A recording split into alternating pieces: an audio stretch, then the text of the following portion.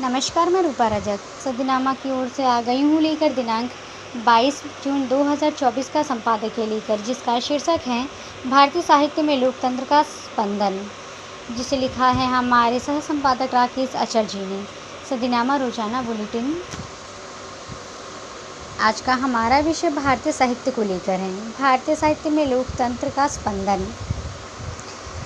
तुलसीकृत रामचरितमानस में एक नहीं ऐसे अनेक संकेत मिलते हैं जो समाज में लोकतंत्र की आवश्यकता को प्रतिपादित करते हैं। आज का हमारा विषय इस संबंध में है और जानते हैं इस संबंध में आगे क्या कहते हैं हमारी संपादक महोदय। लोकतंत्र एक ऐसा अवयव है जिसकी मौजूदगी जीवन के हर पक्ष में अनुभव की जा सकती है।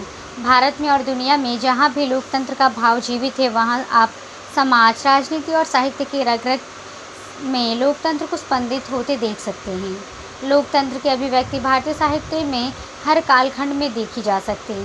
हिंदी ही नहीं अपितु देश भर की हर भाषा के साहित्य में लोकतंत्र अपनी आन बान शान के साथ ही उपस्थित दर्ज कराते हैं। लोकतंत्र दरअसल एक ऐसी जीवन पद्धति है जिसके बिना आप एक सभ्य समाज की कल्पना नहीं कर सकते।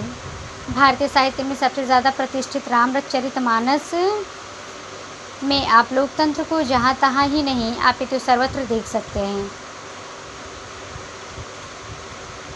मानस की रचना मुगलों के शासनकाल में की गई और इसी के जरिए गोस्वामी तुलसीदास ने जनजीवन में लोकतांत्रिक भाव ही नहीं बल्कि मूल्यों को भी तरंगित करने का सफल प्रयास किया। मुख सो चाहिए खान पान कहूँ एक, पालाइश पोषई सकल अंग तुलसी सहित विवेक। इसी बात की पुष्टि करता है कि लोकतंत्र में सबका साथ, सबका विकास पहली शर्त है। तुलसीकृत रामचरितमानस में एक नहीं ऐसे अनेक संकेत मिलते हैं जो समाज में लोकतंत्र की आवश्यकता को प्रतिपादित करते हैं। उदाहरण के तौर पर तुलसी ने लिखा है, जासुराज प्रियराज प्रजा दुखारी, सोनरीप अवसी नरक अधिकारी। तुलसी से पहले आचार्य चाणक्य अपनी रचनाओं में यही बात कर चुके हैं। चाणक्य कहते हैं कि प्रजा सुखे सुख राजम प्रजा न च हिते हितम, नत्म प्रियम राजा पर्जनम तु प्रियम हितम। ये सूत्र इस बात का प्रमाण है कि भारतीय साहित्य समाज में लोकतांत्रिक बोध हर युग में रहा है। मैं अब बीच के लंबे कालखंड की पड़ताल न करते हुए आज के साहित्य में लोकतंत्र की मौजूदगी को रेखांकित करता हूँ। जिंदगी के महान कवि नागार्जुन यानी बाबा और रघुवीर सहाय ने अपनी कविताओं में बार बार लोकतंत्र को उद्घाटित किया। मुझे याद है कि कोई एक दशक पहले अपनी माटी त्रैमासिक पत्रिका में मधु ने इसके बारे में एक लंबा आलेख लिखा था। मधु का कहना था कि रघुवीर सहाय की काव्य यात्रा स्वतंत्र भारत में लोकतंत्र की विचार यात्रा है। शासन प्रणाली के रूप में लगभग 5 दशक के लोकतंत्र की विकास यात्रा हमें रघुवीर सहाय के कवि कर्म में देखने को मिल जाती है। इस यात्रा में प्रारंभ से लेकर 20वीं सदी के अंत तक लगभग आधी सदी तक का भारतीय जनमानस नजर आता है।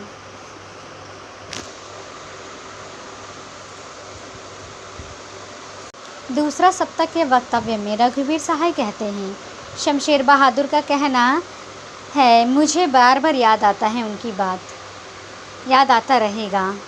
ज़िंदगी में 3 चीज़ों की बड़ी ज़रूरत है, ऑक्सीजन, मार्क्सवाद और अपनी वह शक्ल जो हम जनता में देखते हैं।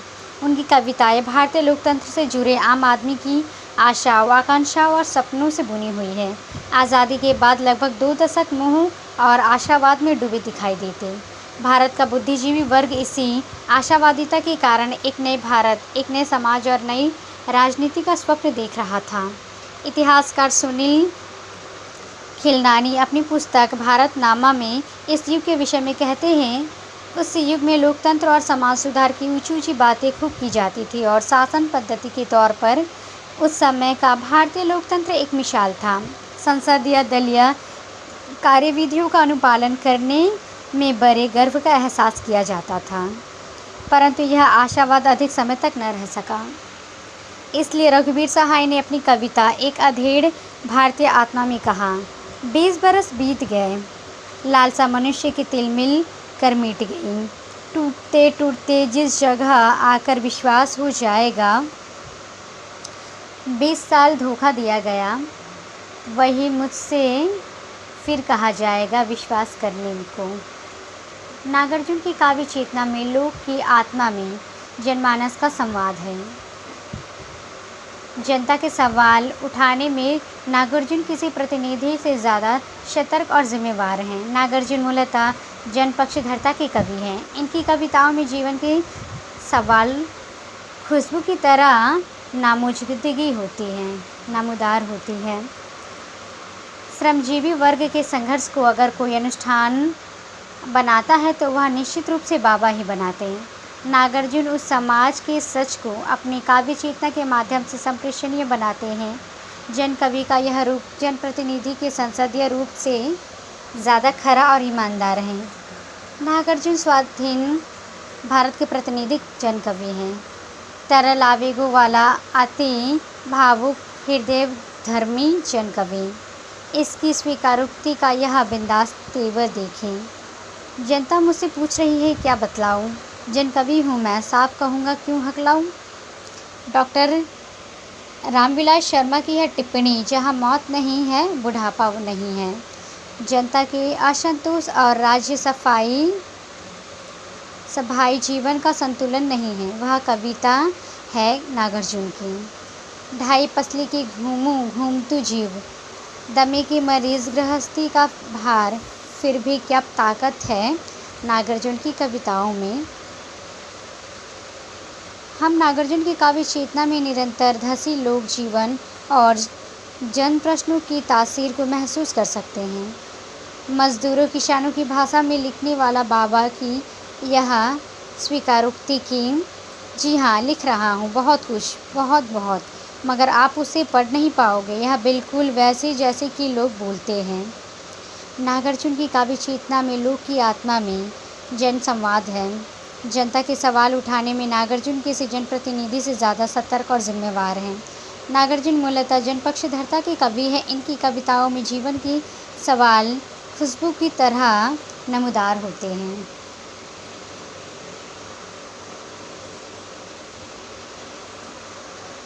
श्रमजीवी वर्ग के संघर्ष को अगर कोई अनुष्ठान बनाता है तो वह निश्चित रूप से बाबा ही बनाते हैं।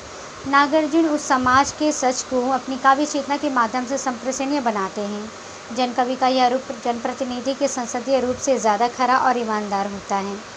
भारतीय साहित्य का अर्थ केवल हिंदी का साहित्य नहीं, हिंदी के अलावा बांग्ला, तमिल, उर्दू, मराठी में भी जितना साहित्य पिछले 500 साल में लिखा गया, उसमें लोकतंत्र की पदचाप कदम कदम पर सुनाई देती है। बांग्ला में गुरु रविंद्रनाथ टैगोर हो या महाश्वेता देवी, उन्होंने उपन्यास नाते 1957 में अपनी कृतियों में प्रकाशित किया गया था। झांसी की रानी महाश्वेता देवी की प्रथम गद्य रचना थी, जो 1956 में प्रकाशन में आया। स्वयं उन्हीं के शब्दों में, इसको लिखने के बाद मैं समझ पाई कि मैं एक कथाकार बनूंगी। इस पुस्तक को महाश्वेता जी ने कलकत्ता में बैठकर नहीं, बल्कि सागर, जबलपुर, पुणे, इंदौर, ललितपुर के जंगलों, झांसी, ग्वालियर, कालपी में घटित तमाम घटनाओं यानी 1857 से 58 में इतिहास के मंच पर जो हुआ, उस सब के साथ साथ चलते हुए लिखा। कहने का आशय ये है कि भारत की हर भाषा का साहित्य लोकतंत्र को ही अपनी धुरी मानकर लिखा गया। साहित्य की कोई विधा इससे अछूत नहीं रही। कभी अनजाने में और कभी जानबूझकर लोकतंत्र को केंद्र में रखकर लिखा गया। आज भी यही परंपरा जारी है, लेकिन युग बदल गया, लोकतंत्र के अर्थ और परिभाषाएं बदल गई। अब यदि साहित्य में लोकतंत्र की बात की जाए तो उसे अर्बन नक्सली तक कहा जा सकता है। यही बात उर्दू साहित्य के बारे में और यही दीगर भाषाओं के साहित्य के बारे में। लोकतंत्र से विरत होकर लिखा गया किसी भी भाषा का साहित्य लोकप्रिय नहीं हो पाया। मुझे लगता है कि लोकतंत्र के प्रति लेखक समाज की बद्धता कभी समाप्त नहीं होगी। तो ये था दोस्तों